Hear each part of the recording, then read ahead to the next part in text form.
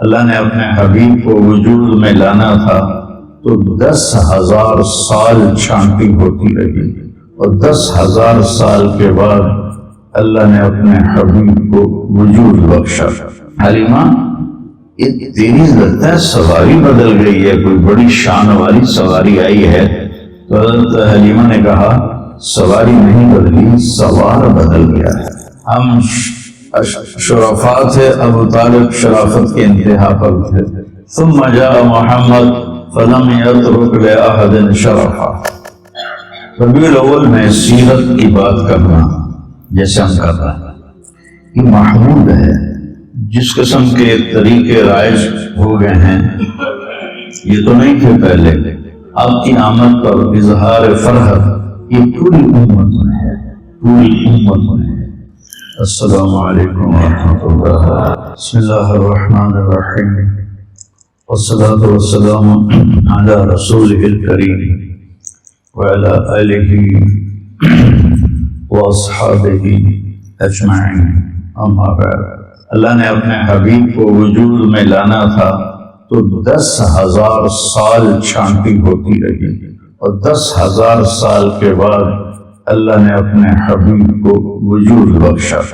تو آپ نے فرمایا ان اللہ تخیر القبائل فاختار العرب، سارے قبائل کو دیکھا، عرب کو چھانا۔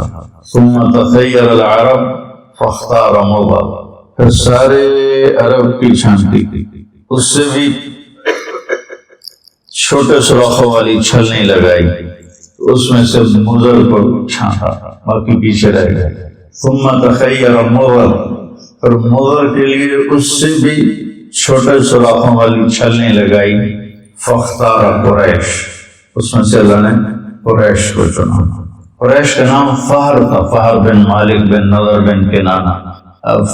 قریش ویل مچھلی کو کہتے ہیں، جیسے ویل مچھلی سمندر پہ راج کرتی ہے، قریش کا عرب پہ راج تھا۔ ثم تخیر قریش، پھر قریش کے لیے اور باریک چھلنی لگائی۔ فاختار ہاشم، اس میں سے اللہ تعالیٰ نے ہاشم کا انتخاب کیا۔ ثم تخیر بنی ہاشم، ثم تخیر ہاشم، پھر اللہ تعالیٰ نے اور باریک چھلنی لگائی، اور اس میں سے صرف ایک ہستی وجود میں آئی۔ ثم تخیر بنی ہاشم فاختارنی، پھر اللہ نے بنی ہاشم کو چھانٹا تو اللہ نے مجھے پسند کیا۔ انا خیرکم ابا و نفسا، مجھ سے عالی شان نہ کسی کا نسب ہے نہ کسی کی شرافت۔ جب اللہ نے، آپ نے فرمایا جب اللہ نے قبائل بنائے تو مجھے سب سے بہترین قبیلے میں پیدا کیا، جب اللہ تعالیٰ نے خاندان بنائے تو مجھے سب سے بہترین خاندان میں پیدا کیا، جب اللہ نے آگے گھرانے بنائے تو سب سے بہترین گھر میں اللہ تعالیٰ نے مجھے پیدا فرمایا۔ تو ایک دفعہ عربوں نے بنی اسرائیل پہ حملہ کر دیا تو ان کے نبی ان کے لیے بد دعا کرنے لگے، تو اللہ نے فرمایا کہ بد دعا نہیں کر سکتے، اس میں میرا آخری نبی آنے والا ہے، ان کے لیے بد دعا کے لیے ہاتھ مت اٹھاؤ۔ تو اللہ تعالیٰ نے آپ کو خاندان کے لحاظ سے سب سے عالی نسب، حضرت معاویہ رضی اللہ عنہ سے کسی نے پوچھا کہ آپ لوگ زیادہ بہتر تھے یا بنو ہاشم؟ تو انہوں نے فرمایا کننا شرفا و ہاشم اشرف، سمجھ گیا نا؟ کننا اشراف، کننا اشراف و ہاشم اشرف، ہم شریف تھے اور وہ شریفوں کا سردار تھا۔ کننا اشراف و عبد المطلب اشرف، سمجھ گئے؟ ہم شرفاء تھے اور عبد المطلب شرافت کا بھی سردار تھا۔ کننا اشراف و ابو طالب اشرف، ہم شرفاء تھے، ابو طالب شرافت کے انتہا پر تھے۔ ثم جاء محمد فلم يترك لأحد شرفا، پھر اللہ کے نبی آئے تو پھر کسی کے لیے کچھ نہ بچا۔ ایک بنو امیہ کا حامی مدینے میں اور ایک بنو ہاشم کا حامی آپس میں بحث کر رہے، جیسے وہ کہہ رہا تھا بنو امیہ زیادہ بہتر ہے، دوسرا کہہ رہا تھا کہ بنو ہاشم زیادہ بہتر ہے کہ چلو ٹیسٹ کرتے، تم جاؤ بنو امیہ کے پاس تو پیسے مانگو، میں جاتا ہوں بنو ہاشم کے پاس، میں بھی پیسے مانگتا ہوں، پتہ چل جائے گا کون بڑا سہاں۔ یہ ٹیسٹ ہو رہا تھا کہ زیادہ سخی کون ہے، زیادہ سخی کون۔ تو بنو امیہ کا جو حامی تھا وہ 10 سرداروں کے پاس گیا تو مجھے پیسے چاہیے، تو 10,000 سب نے دیا تو 1,00,000 ہو گیا۔ تو جو بنو ہاشم کا قائل تھا وہ گیا عبداللہ بن جعفر کے پاس اور حسن بن علی رضی اللہ تعالیٰ عنہما کے پاس اور عبید اللہ بن عباس کے پاس، حضرت عبداللہ بن عباس کے چھوٹے بھائی، کہا جی میں ضرورت ہے، مجھے کچھ چاہیے۔ تو انہوں نے پہلے نے 1,00,000 دیا، دوسرے نے 1,00,000 دیا، تیسرے نے 1,00,000 دیا، وہ 10 سے 1,00,000 لے کر آیا، یہ 3 سے 3,00,000 لے کر آیا۔ تو بنو امیہ والا کہنے لگا ٹھیک ہے میں ہار مان گیا، بنو ہاشم سب سے اعلیٰ ہیں، سب سے زیادہ سخی ہیں، چلو واپس کریں پیسے۔ تو بنو امیہ والا گیا ان سرداروں کے پاس کہ جی وہ ہم تو ایسے ہی ٹیسٹ کر رہے تھے، ہمیں کوئی ضرورت نہیں ہے تو آپ یہ لے لیں۔ ہم کہا ٹھیک ہے لے لیں۔ تو 10 کے 10 نے وہ پیسے واپس لے لیے، لیکن جب وہ گیا ان روشن چراغوں کے پاس تو انہوں نے فرمایا کہ اہل بیت کے گھر سے جب کوئی چیز نکل جاتی ہے واپس نہیں آتی، جاؤ تمہیں ہدیہ۔ تو اس طرح اللہ تعالیٰ نے ایک لقد جاءکم رسول من انفسکم عزیز علیہ ما عنتم حریص علیکم بالمؤمنین رؤوف رحیم، اور اس کو یوں بھی پڑھتے ہیں ادھر افریقہ میں گیا، وہ کون سا ملک تھا، موریتانیہ، لقد جاءکم رسول من انفسکم، نفیس، انفسکم منکم، تمہارے درمیان۔ تو اللہ تعالیٰ نے 10,000 سال چھلنیاں لگاتے 22 اپریل 571 عیسوی اور 12 ربیع الاول اور اصحاب فیل والا سال اور ہمارے ہندوستان کا کیلنڈر یکم جیٹھ 628 وکرمی پیر کی صبح 4:20 پر اللہ نے آپ کو دنیا میں بھیجا۔ تو 4:20 میں کیوں کہتا ہوں کہ میں نے مکہ میں 22 اپریل کی صبح صادق دیکھی، اب تو کیلنڈر چھپے ہوئے نا، تو اس میں 4:20 تھا۔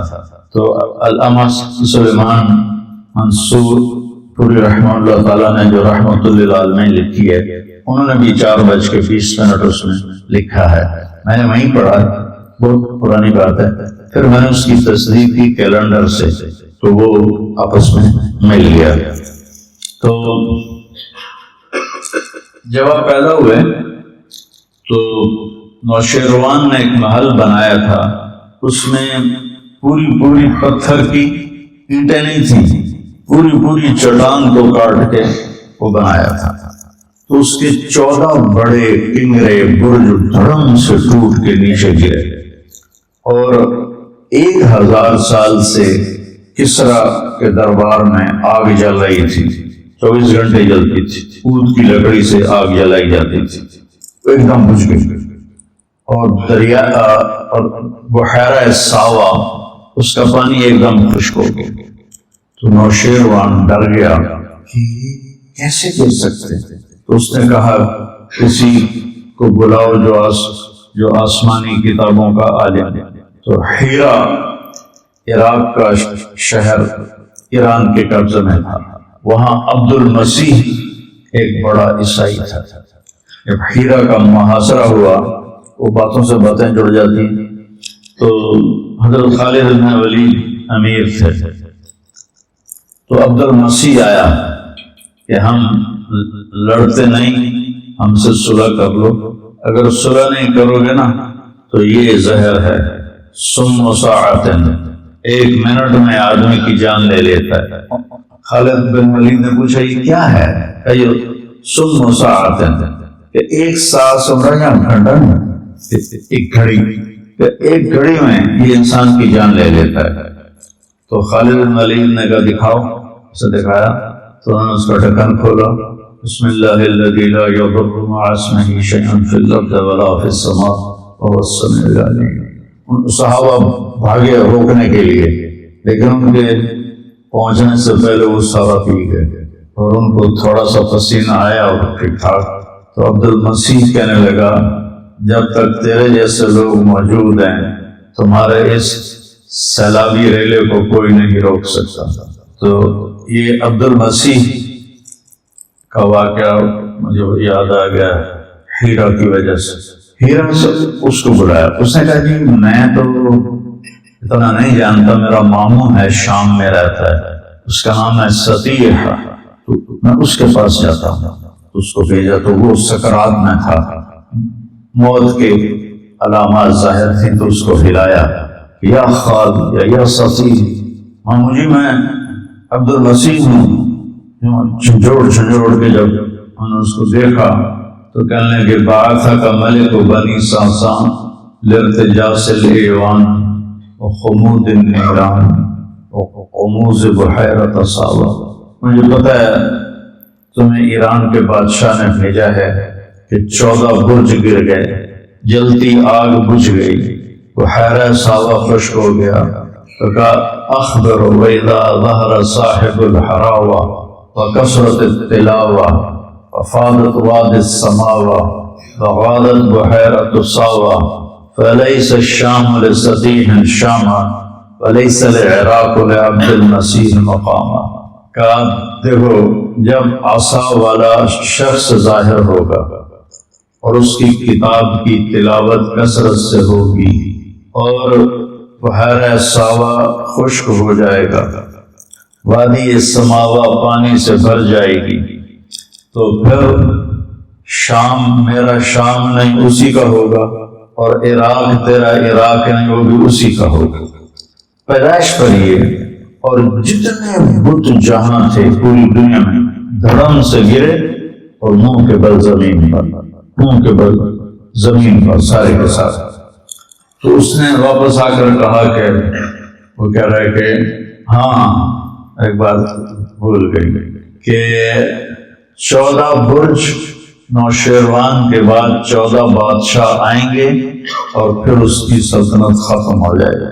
جب نوشیروان نے سنا 14 بادشاہ تو 200-300 سال تو لگ ہی جائیں گے، وہ تو 45 سال میں کام ختم ہو گیا، 50 سال میں اوپر نیچے آتے گئے، بغاوت ہو گئی، قتل و غارت ہو گیا۔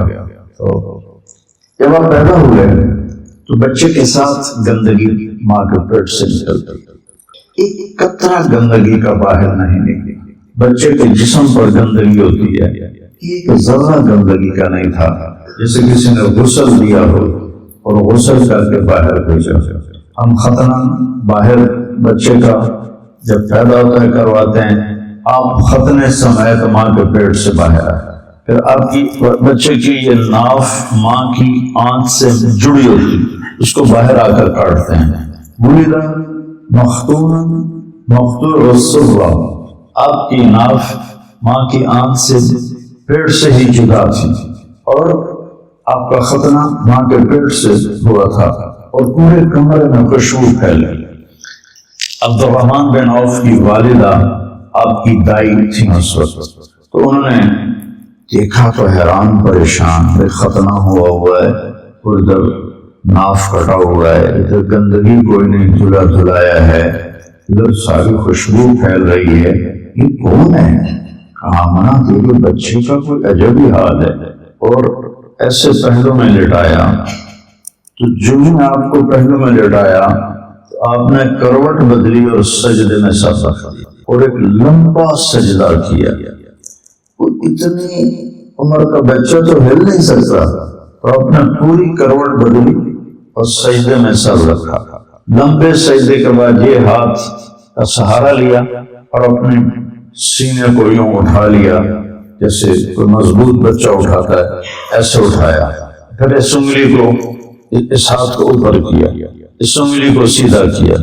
جب یوں کیا تو پوری کائنات میں حضرت آمنہ کہتی مجھے روشنی نظر آئی، ہر طرف نور ہی نور پھیل گیا، اور انہوں نے گھبرا کے بچوں کو گود میں لیا تو ایک دم انفرجت فرجتن، چھت میں ایک شگاف پیدا ہوا اور اس میں ایک دھند داخل، غیم ہوتا ہے، یہ جو سردیوں میں دھند ہوتی ہے اس کو غیم کہتے ہیں، ایک دھند داخل ہوئی اور پورے کمرے میں پھیل گئی، اور گود کا بچہ گود میں نظر نہیں آ رہا، اتنی گہری دبیز، اور اس میں سے آواز آئی طوفوا بہ مشارق الارض ومغاربہا، اس کو مشرق مغرب پھیلا دو، لیعرفوا باسمہ ونعتہ وصورتہ، تاکہ ساری کائنات کو پتہ چلے یہ ہے جس کے پیچھے چل کے منزل ملے گی، یہ ہے جو ساری دنیا کے لیے رحمت بن کر آیا ہے۔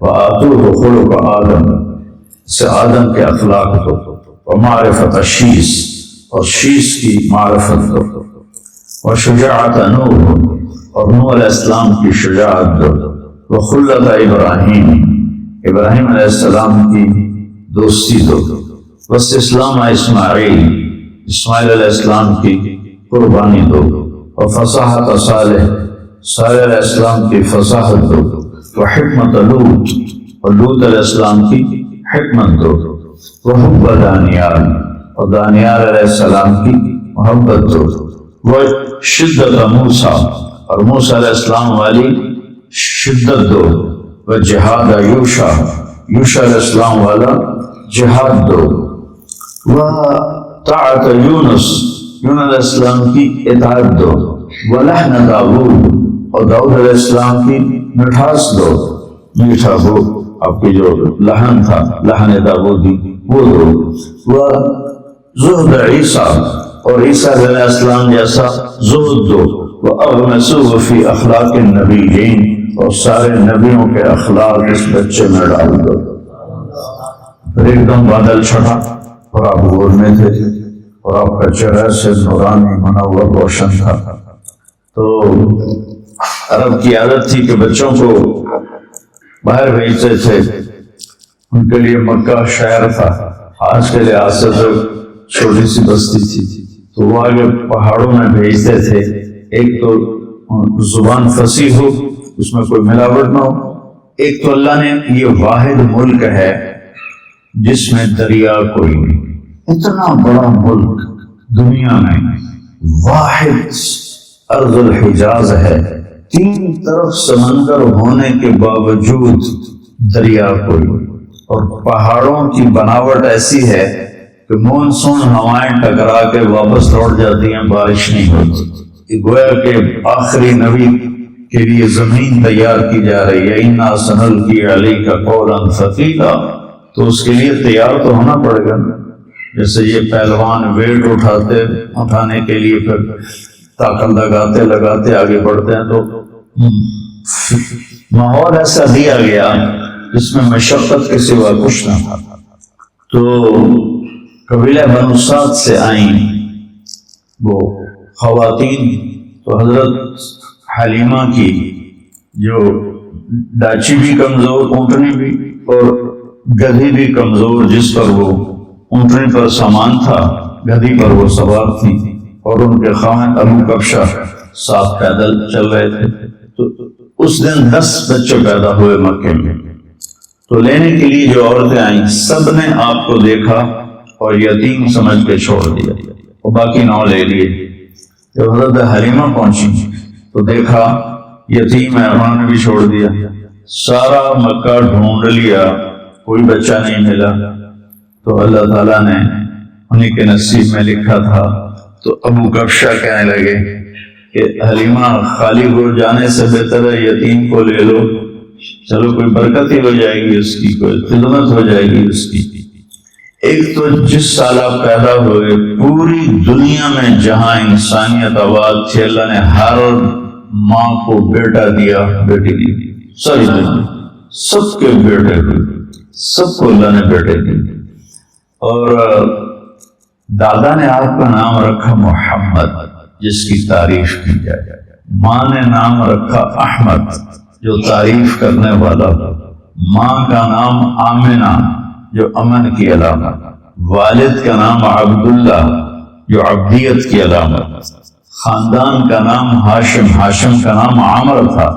ہاشم اس لیے کہتے ہیں روٹی کو چورا کر کے نا سالن میں، یہ ڈیرہ اسماعیل خان والے صوبت کہتے ہیں، صوبت اوپرات میں ہے کوئی ڈیرہ اسماعیل خان کا کہتے ہو نا، ہاں، تو وہ سرید بن جاتا ہے شوربے میں، روٹیاں بھگو کے توڑ کے اور گوشت۔ تو سب سے پہلے حضرت ہاشم نے حاجیوں کو اس طرح کھانا کھلانا شروع کیا تو ان کا نام ہاشم پڑ گیا۔ تو خاندانی نام ہاشم، کھانا کھلانے والے۔ دودھ پلانے والی کا نام حلیمہ، حلم اخلاق، اور دودھ پلانے والی کا خاندان سعد، بنو سعد، سعادت۔ جب حلیمہ نے ارادہ کر لیا کہ میں یتیم لیتی ہوں تو ان کے دادا نے ان کو بلایا کہ تمہارا نام کیا ہے؟ تو میرا نام حلیمہ ہے۔ جاء الحلم، فالی، حلم آ گیا۔ تمہارا قبیلہ کون سا ہے؟ تو انہوں نے کہا جی بنو سعد۔ ان کا سعید عمرنا، انہوں نے اس سے فالی۔ تو ایک بیٹا اور تھا، حضرت آمنہ کی چھاتیاں خشک، جو نے آپ کو گود میں لیا چھاتیاں دودھ سے بھر گئی، دودھ رسنے لگا۔ تو انہوں نے آپ کو ایک طرف سے دودھ پلایا، جب دوسری طرف سے پلانے لگے تو آپ نے منہ بند کر لیا کہ ایک بیٹا دودھ پیتا، ان کا اپنا بھی تھا، تو آپ نے اس کا حصہ چھوڑ دیا۔ اور ہمارے یہاں قبضہ مافیا بنے میں جو لوگوں کی زمینیں ہڑپ کر رہے ہیں، گھر ہڑپ کر رہے ہیں، یہ کیا جواب دیں گے اللہ تعالیٰ کو؟ بدبخت یہیں چھوڑ کے مر جاتے ہیں۔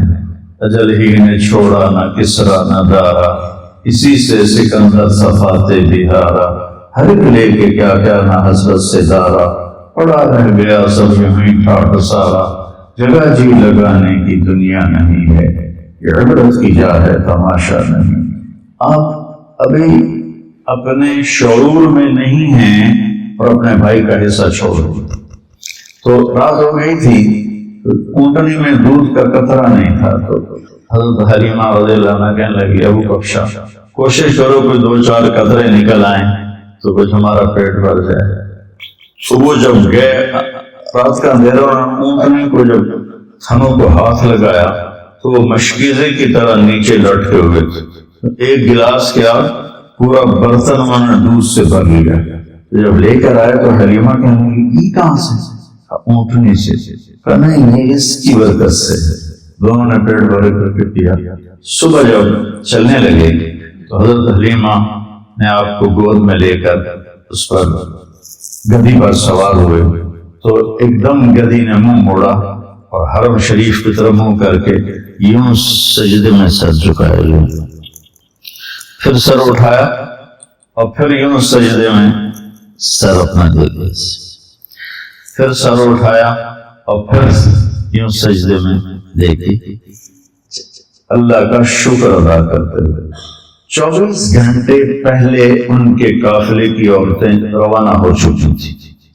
واپسی پر ان کی گدھی کی رفتار ایسی تیز ہوئی اور اونٹنی کی کہ 24 گھنٹے کا فاصلہ بھی مکمل کیا اور ان کو 24 گھنٹے بعد چل کے جا کے پکڑا اور آگے نکل گئی۔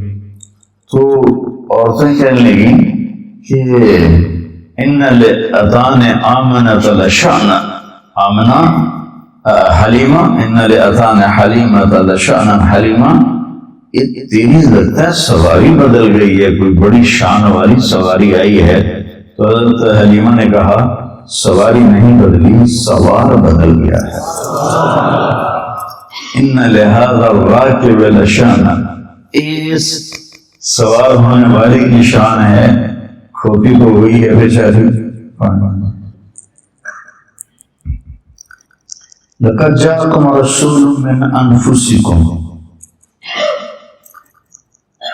ربیع الاول میں سیرت کی بات کرنا جیسے ہم کر رہے ہیں یہ محمود ہے۔ جس قسم کے طریقے رائج ہو گئے ہیں یہ تو نہیں تھے پہلے، لیکن اس طرح میں نے ہر ملک میں دیکھا، جہاں کبھی کہیں مجھے 12 ربیع الاول گزارنے کا موقع ملا تو وہاں ایسے مسجدوں میں جمع ہوتے ہیں، آپ کی تعریف میں اشعار ترنم کے ساتھ، پھر خطابات آپ کی شان میں ہوتے ہیں۔ تو اس طرح یہ جلسے جلوس صرف ہمارے بر صغیر میں ہیں یا اور بر صغیر کے لوگ جہاں کہیں آباد ہیں، لیکن آپ کی آمد پر اظہار فرحت یہ پوری امت میں ہے، پوری امت میں ہے۔ تو میں یہ ان صرف 2 لفظوں کا آپ کو بتانا چاہتا ہوں۔ من انفسکم، تمہارے اندر ہی ہے، تمہارے خاندانوں میں سے ایک خاندان سے ہے، اس جیسا کوئی خاندان دکھاؤ جس کا نسب آدم علیہ السلام تک جاتا ہو۔ عدنان تک متفق علیہ ہے، ابراہیم علیہ السلام تک ابن اسحاق اور حضرت امام بخاری نے اس کی تصدیق کی ہے۔ ابراہیم سے آدم تک مختلف فی ہے، لیکن قاضی سلیمان منصور پوری رحمہ اللہ تعالیٰ نے آپ کا پورا سلسلہ نسب لکھا ہے۔ اور الرحیق المختوم 1975 میں جس نے اول درجہ حاصل کیا تھا، اس میں بھی آپ کا نسب نامہ لکھا ہوا ہے۔ اور جس نیت سے میں نے یاد کیا وہ میں آپ کو سناتا رہتا ہوں۔ تو من انفسکم آپ کے نسب کی شان بیان ہے۔ محمد بن عبداللہ بن عبد المطلب بن ہاشم بن عبد مناف بن قصی بن کلاب بن مرہ بن کعب بن لبی بن غالب بن فہر بن مالک بن نضر بن کنانہ بن خزیمہ بن مدرکہ بن الیاس بن مضر بن نزار بن معد بن عدنان بن عود بن حمیسہ بن سلامان بن عوس بن بوز بن قنوال بن قبی بن عوام بن ناشد بن حزا بن بلداس بن یدلاف بن طابق بن جاحم بن ناحش بن ماخی بن عیفی بن عبقر بن عبید بن الدعاء۔ الدعاء وہ شخص ہے جس نے نیزہ ایجاد کیا، اس سے پہلے نیزے نہیں تھے۔ الدعاء آپ کے نسل میں نیزے کا اسلحہ انہوں نے ایجاد کیا۔ بن حمدان بن سمبر بن یثربی بن یحزن بن یلحن بن ارعوا بن عیزی بن زیشان بن عیسر بن اقنار بن ایہام بن مقصد بن ناحث بن زارع بن سمی بن مزی بن عوض بن عرام بن قیدار بن اسماعیل بن ابراہیم بن آدم بن ناحور بن سروج بن رعوب بن فائج بن عابر بن ارفخشاد بن سام بن نوح بن لامک بن متوشالح بن ادریس بن یرد بن ملہلئیل بن قینان بن آنوش بن شیس وبن آدم علیہ السلام۔ میں جب جاتا ہوں دربار رسالت تو آپ کو سلام پیش کرتا ہوں، تو پورا آپ کا نسب پڑھ کے میں آپ کو سلام پیش کرتا ہوں۔ تو من انفسکم لقد جاءکم رسول من انفسکم، نفیس۔ تو پہلے ام معبد کی سنو، الخزاعیہ، کیسے نفیس تھے۔ رأیت رجلا ظاہر البضاء ابلج الوجه حسن الخلق لم تعبه خجلا ولم تضرب به سعلا وصيم قصيم في عينيه دعج في أشفاره وطف في صوته سحل في لحيته كثافة في عنقه سطع إن تكلم علاه البهاء وإن سكت علاه الوقار۔ کیا ردم ہے جس کو کچھ بھی سمجھ نہ آتی ہو عربی کی، وہ بھی اس الفاظ کی موسیقی سے اثر لیے بغیر نہیں رہ سکتا۔ تو ظاہر الوضاء کا میں ترجمہ کیا کرتا ہوں کہ ابو معبد مجھے یوں لگا جیسے 14ویں کا چاند ہی کپڑے پہن کے زمین پہ آ گیا، ایسے حسین ابلج الوجه، ایسے روشن چمکتا چہرہ، حسن الخلق، سر سے لے کر پاؤں تک حسن آپ کا غلام تھا، پیٹ نکلا ہوا نہیں تھا کہ برا لگے، اور نہ آپ اتنے کمزور تھے کہ بے روب ہو جائیں، وسیم قسیم، وسیم اسے کہتے ہیں جس کو دیکھنے سے آنکھ نہ بھرے، جتنی دفعہ دیکھو اتنی دفعہ دیکھنے کا شوق بڑھے۔ یہ چیز دنیا کے کسی حسن میں نہیں ہے، ایک دفعہ، دو دفعہ، تین دفعہ، 10 دفعہ، پھر دلچسپی ماند پڑ جاتی ہے، پھر ختم ہو جاتی ہے۔ کائنات میں ایک ہستی ایسی آئے وسیم کہ جن کو دیکھنے سے جی نہیں بھرتا تھا، جی چاہتا تھا اور دیکھوں اور دیکھوں اور دیکھوں۔ قسیم، سر سے لے کر پاؤں تک ہر جسم کا عضو جب حسین ہو تو اس کو قسیم کہتے ہیں۔ کسی کی آنکھیں موٹی ہوتی ہیں لیکن چہرہ پتلا ہوتا ہے تو ہم کہتے ہیں اس کی آنکھیں بڑی خوبصورت ہیں، تو لفظ بتاتا ہے کہ باقی وہ حسن نہیں جو آنکھوں میں ہے، فلاں کے بال بڑا خوبصورت ہے، لیکن میرے نبی کے سر کے بال سے لے کر پاؤں کے ناخن تک، ادھر سے ادھر، یہاں سے یہاں، یہاں سے یہاں، آگے سے یہاں تک، پیچھے سے یہاں تک، پورا وجود حسن میں پرویا ہوا تھا۔ قسیم فی عینیہ تاج،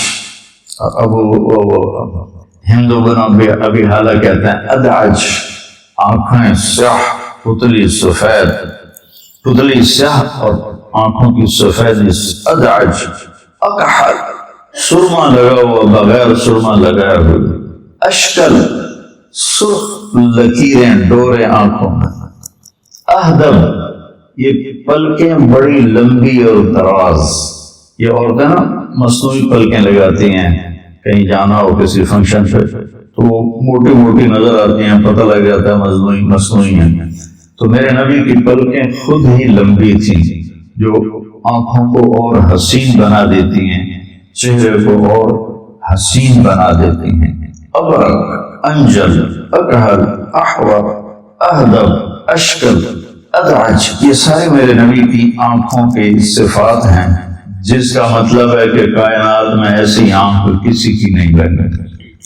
آپ کی آنکھوں میں آنکھیں ڈال کے کوئی بات نہیں کر سکتا، جب آپ آنکھ اٹھا کر دیکھتے تھے باقی سارے ایسے ہو جاتے تھے، ایسی چمک تھی آپ کی آنکھوں میں، آپ کی آنکھوں میں آنکھیں ڈال کے دیکھ نہیں سکتا سوائے 2 آدمیوں کے، ایک ابو بکر اور ایک عمر رضی اللہ عنہ، ان کے سوا باقی کوئی بھی آپ کے جب آپ آنکھ اٹھاتے تو باقی یوں ہو جاتے۔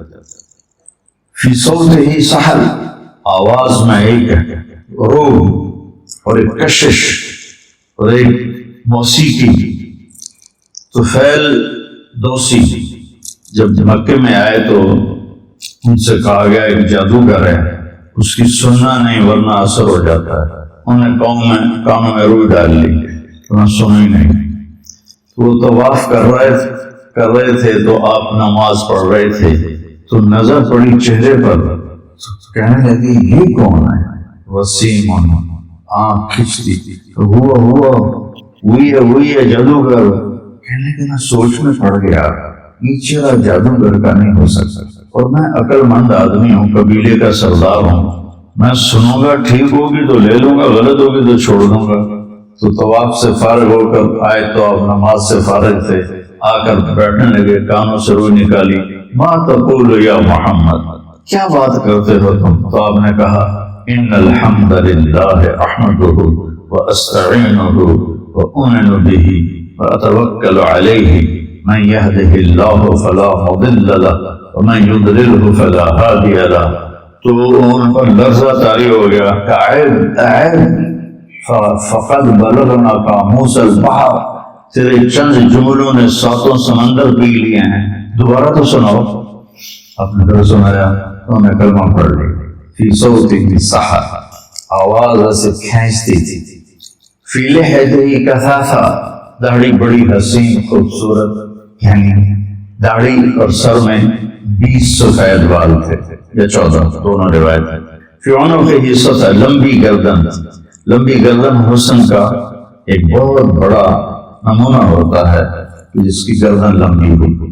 شدید سواد الشعر، ہندو بن ابی حالہ، سیاہ کالے بال، عظیم الہامہ، خوبصورت سر بڑا، واسع الجبین پیشانی کھلی کشادہ، ازج الحواجب پلکیں کمان کی طرح ایسے گول، اطل العینین ناک بڑا خوبصورت تھوڑا سا یہاں سے اٹھا ہوا، سہل الخدین گال بڑے پیارے نہ پچکے ہوئے نہ ابھرے ہوئے، یوں ہوں تو وہ خوبصورتی ہوتی، ولیع الفم کھلا منہ خوبصورت ہون، مفلج الاسنان یہ چار دانتوں میں خلا، اشنب دانت ایسے گولائی میں تھے سارے، ایسے کسی کے آگے ہوتے ہیں پیچھے ہوتے ہیں اوپر ہوتے ہیں نیچے ہوتے ہیں، ایسے گولائی میں آپ کے دانت تھے، کثر لحیہ داڑھی کہنی اور گردن لمبی، تو میں پہلے بتا چکا ہوں، بعید ما بین المنکبین کندھوں کا درمیانی فاصلہ زیادہ، عریض الصدر چوڑی چھاتی، طویل الزندین بازو لمبے، سائل الاطراف انگلیاں لمبی سیدھی، رحب الراحہ کشادہ ہتھیلی، کشادہ ہتھیلی سخاوت کی علامت ہوتی ہے، اور چھوٹی ہتھیلی یہ قیافہ ہے نہ کہ کوئی حدیث، اور چھوٹی ہتھیلی وہ دیکھ رہا ہے کہ میری چھوٹی ہے تو وہ بخل کی علامت ہے، چھوٹی ہتھیلی والے بخیل ہوتے ہیں۔ سوا البطن والصدر سینہ اور پیٹ برابر تھا، دقیق المسربہ یہاں سے بالوں کا تار چلتا تھا اور آ کر ناف پہ وہ ختم ہو جاتا تھا، اشارت ذراعین یہاں تھوڑے تھوڑے بال تھے، باقی آپ کا پورا جسم بالوں سے صاف تھا، چاندی کی طرح چمکتا ہوا آپ کا جسم ہوتا تھا، اور مسیح القدمین پاؤں کو لگتا تھا جیسے تیل لگا ہوا ہو، خمسان الاخمسین یہ جگہ زیادہ گہری تھی جو تیز چلنے میں مدد دیتی ہے، دوڑنے میں مدد دیتی ہے، اذا التفت جمیعا جب کوئی آپ کو متوجہ کرتا تھا تو آپ ایسے نہیں دیکھتے تھے، کیا نام ہے تمہارا؟ محمد، یہ مولی محمد مجھے کہے مولانا صاحب تو میں یہ اتنا کروں گا، مگر جی فرمائیے، لیکن میرے نبی کو جب ادھر سے کوئی پکارتا تو آپ پورا ایسے مڑتے تھے، ایسے کہتے جی فرمائیے۔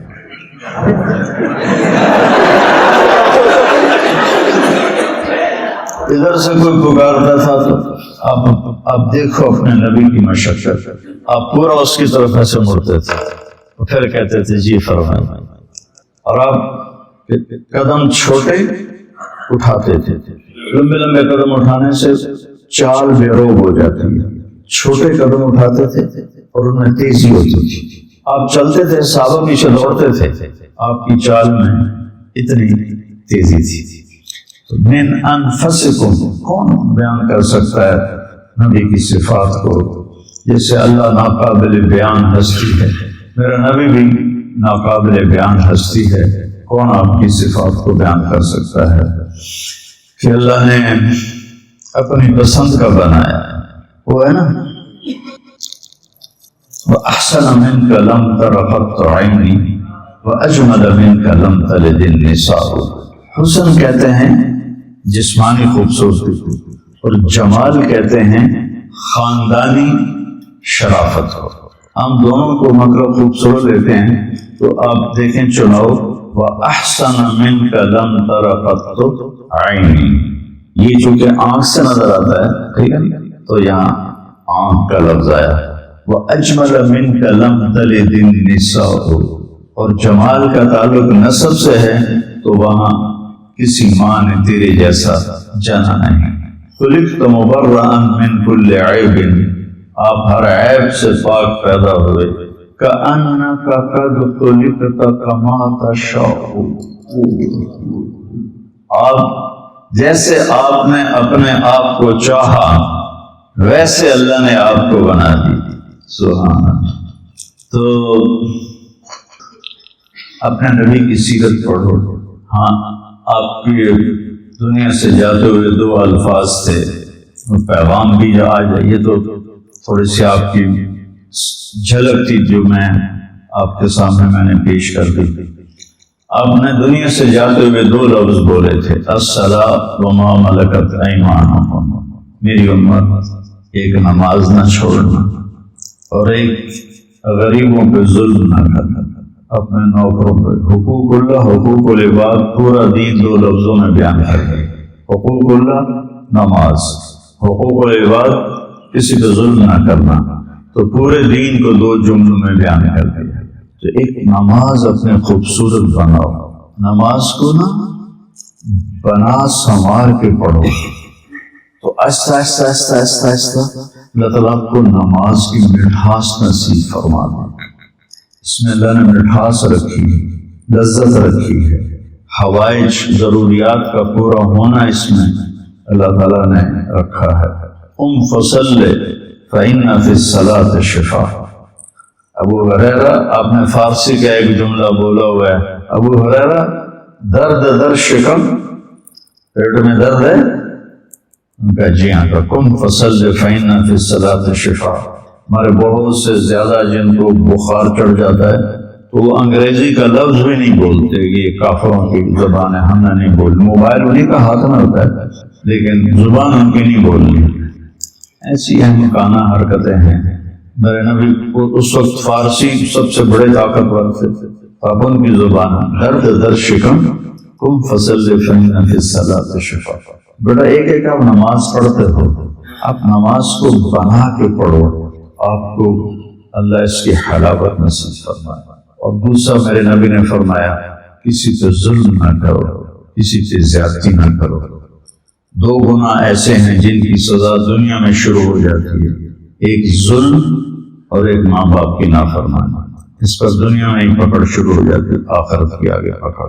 دوسرا سیرت کو پڑھو، سیرت سے جی لگاؤ۔